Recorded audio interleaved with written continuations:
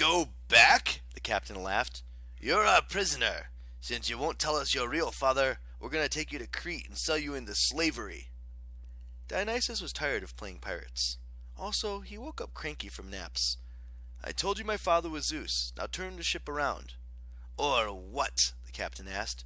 You'll pretty me to death? The ship began to rattle. Grapevines sprouted from the deck and crawled up the mast. Pirates yelled in alarm as the vines completely covered the sails and began snaking down the rigging. The crew ran around in a panic, slipping on bunches of grapes. Calm yourselves, yelled the captain. They're just plants. Then he snarled at Dionysus. You're more trouble than you're worth, young prince. Time to die. The captain advanced with his sword. Dionysus had never tried changing form before, but now he was thrilled to discover that he could. Suddenly, the captain found himself facing a 500-pound bear. Dionysus the bear roared at the captain, who dropped his sword and ran, only to slip on some grapes.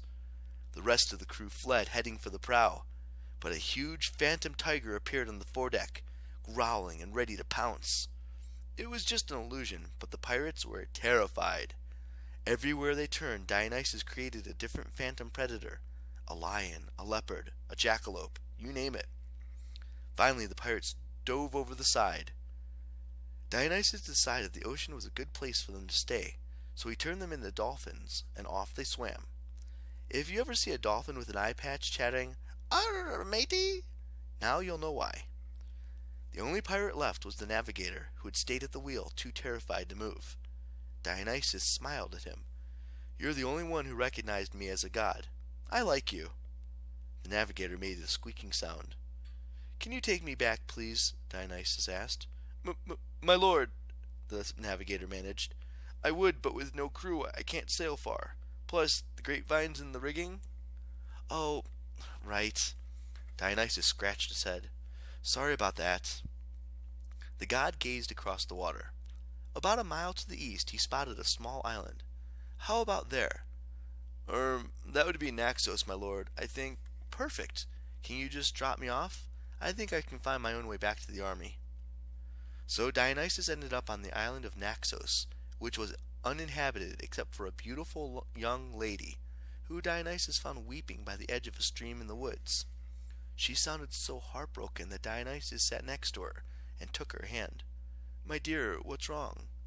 She didn't even seem startled, as if she didn't care about anything anymore at all. My boyfriend dumped me, she said. Dionysus's heart twisted into a pretzel. Despite her red, puffy eyes and disheveled hair, the girl was absolutely gorgeous. Who on earth would be so stupid to dump you? Dionysus asked. His name was Theseus, the girl said. I'm Princess Adrian, by the way.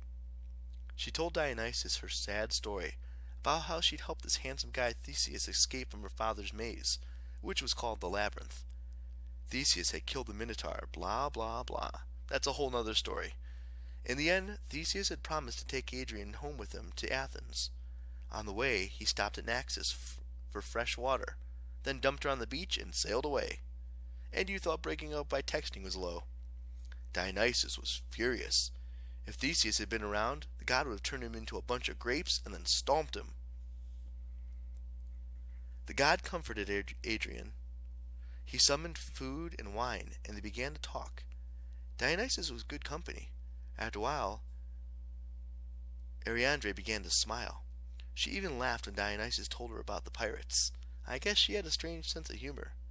As quick as that, the two of them fell in love.